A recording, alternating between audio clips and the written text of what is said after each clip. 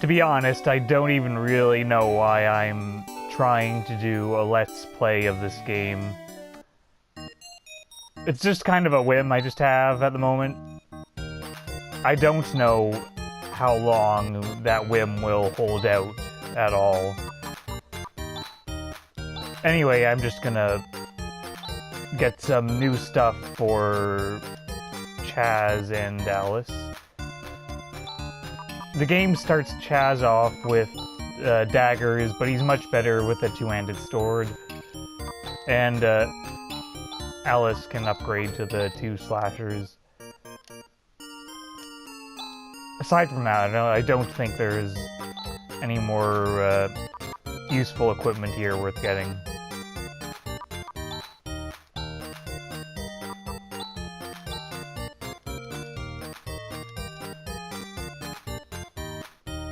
And while we're here, we'll also load up a bit on monomates, which are pretty much this game's potion, the mates. The monomate is like a potion, dimates are slightly stronger, and trimates are a full heal or whatever.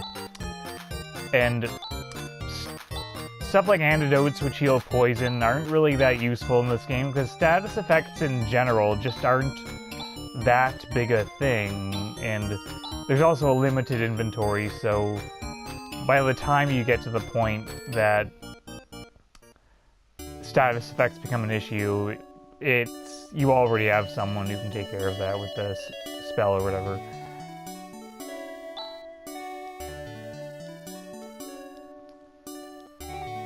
Yeah, that guy's too busy to deal with that, so we're gonna have to.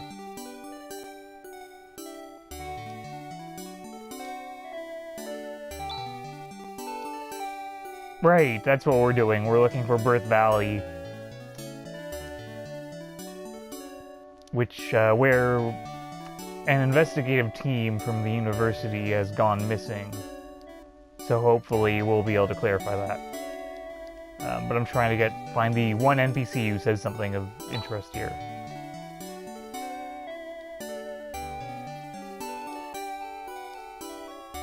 Well, that's one of the things. So we now know that Zio is also affiliated with a particular religion. And this is, yeah, that castle.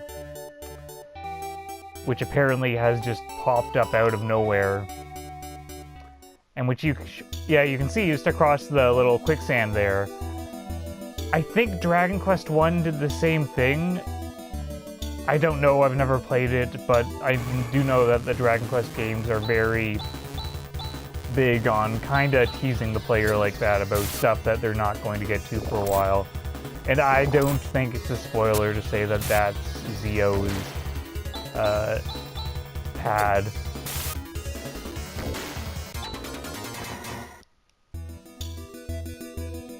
Now, one thing about, I mentioned that, yeah, Zima's, of course, everyone's been turned into stone. Likely Zio's behind that. And anyway, as I was saying, I mentioned that this game takes a little bit to pick up, and that I mean that because the areas you're exploring are mainly just these like these caves and basements, and it's not too exciting. But that is, now that I think about it, part of what the game is going for is, in comparison to Phantasy Star 2, where this whole area, where this whole planet is really kind of futuristic and antiseptic, and that's part of the setting of that game, and how we see here how it's kind of all just fallen apart. And is, again, a little bit of a backwater, and that's kind of reinforced by how sort of dumpy these first areas are. And also how it's a little bit of a combination of what the first two games are doing, because the first one is very much enmeshed in like this sort of D&D style like aesthetic with the monsters and everything kind of being grafted into this space opera setting, whereas the second one is much more of a straight sci-fi with monsters that have a very body horror-ish feel to them.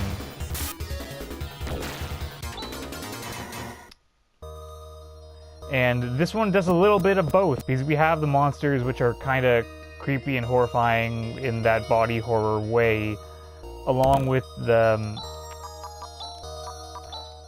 character like Zio, who's apparently this magician.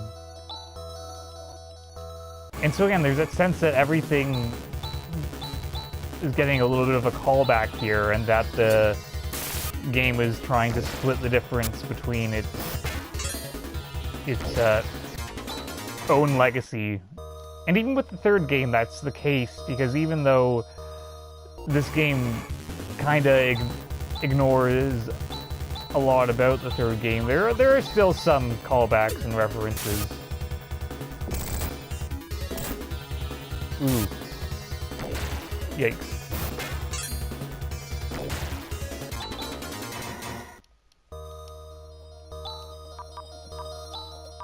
And another thing about that is that the previous, like, Phantasy Star 1 and 2, in their level design, are very...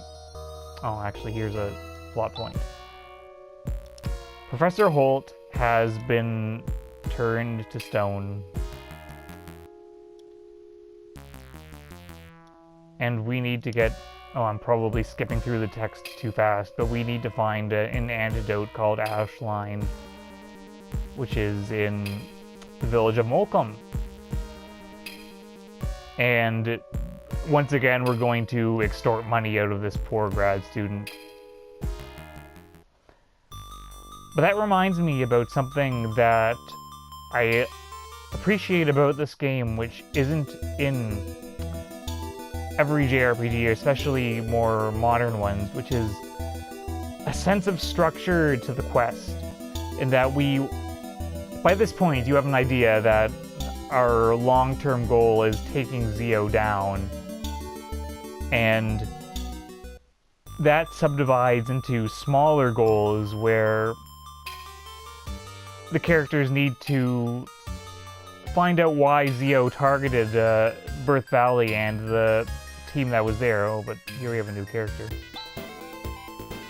Rune, who's got a really classy theme music, and he's a bit of a... He's gonna be picking on Chaz for a lot of the game.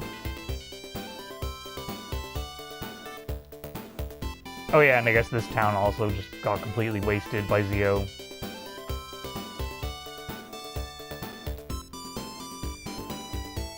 And Rune, at least early on in the game, is going to be the guy who briefly joins your party, who's a little bit overpowered, and just to give you a taste of what your characters will eventually be able to do. But by the time he becomes a permanent party member, everyone else is going to be catching up. And here's a nice thing I like, is that Alice, kinda as implied here, has a bit of a crush on Rune, but you never really find out what their backstory is, what their history is, because it's not relevant to the story being told, but it's a little bit of characterization to their relationship, which adds some, just some color to the game. Because you can imagine if we spent like 5 minutes doing a flashback into their relationship, into their past, and would it have really added anything? And anyway, we're going to Krupp next, which is actually completely optional, but because Han desperately does not want to go there, we're gonna go there.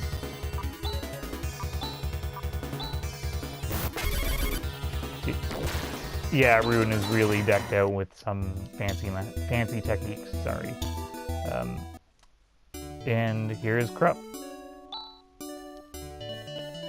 And everyone here recognizes Han.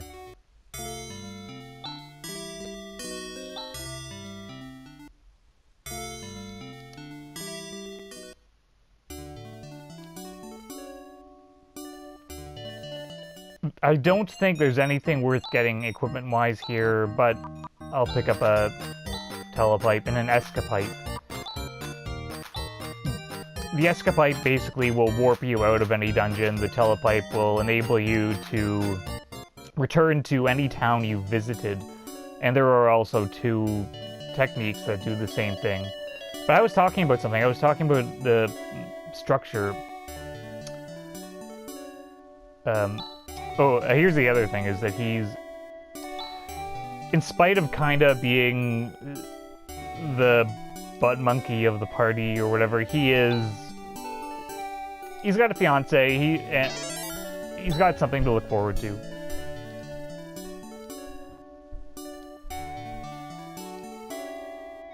So what was I saying? Yeah, so the long-term goal of defeating Zio breaks down into smaller goals. Like, first we need to save the team that went into Birth Valley and also the surrounding town in order to find out what Zio wanted there. And to do that, we have to find this Ashline thing. And so that provides a structure to both the game and the plot, which is that kind of style of is really important for a longer term, especially for a longer term JRPG like this.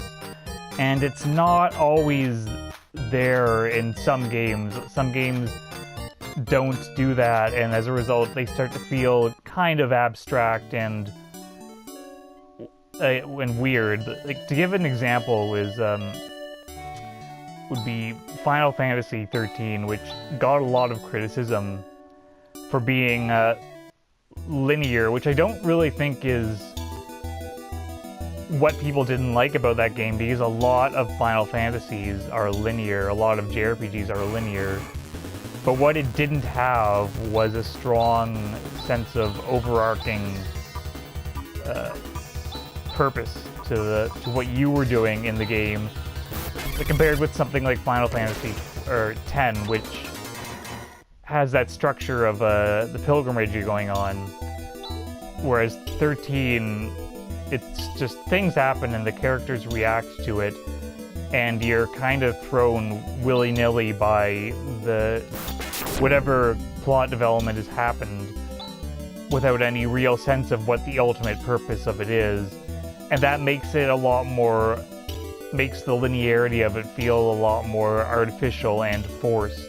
You're much more aware that you're on rails.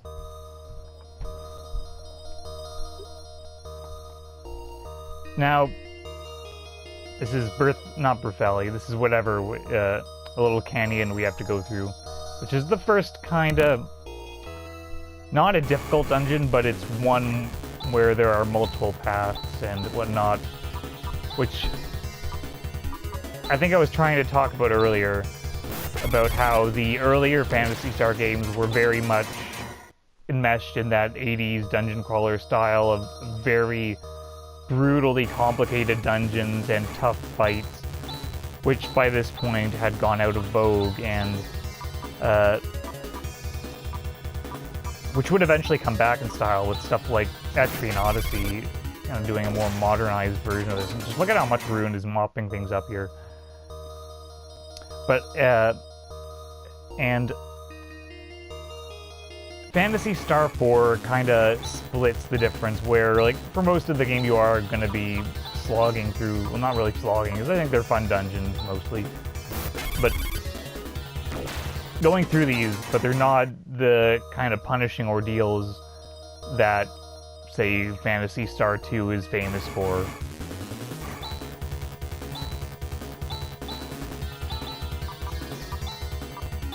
And that's the thing, is I feel that the older games are a little bit harder to recommend in that regard.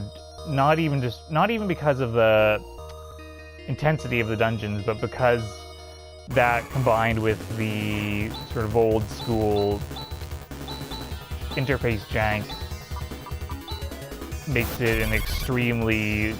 can make them very rough going if you're not really into that style of gameplay, which I find unfortunate not really unfortunate, but like a game with Phantasy Star's aesthetic and say the level of polish that an Etrian Odyssey has would be really cool. A dungeon crawler of that kind. Because I'm not that...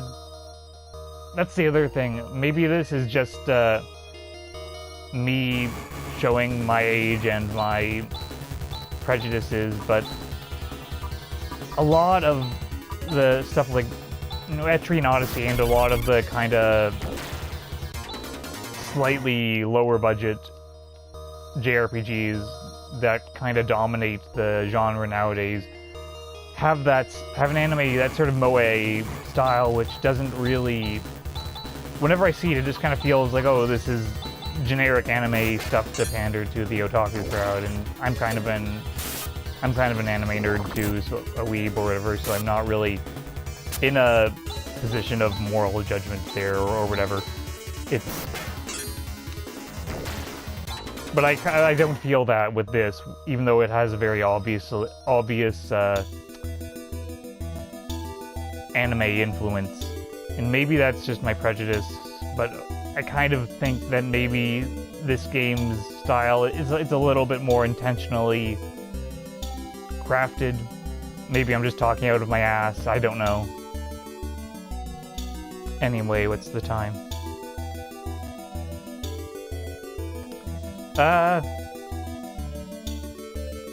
Yeah, you know what, I'll call it quits here for now.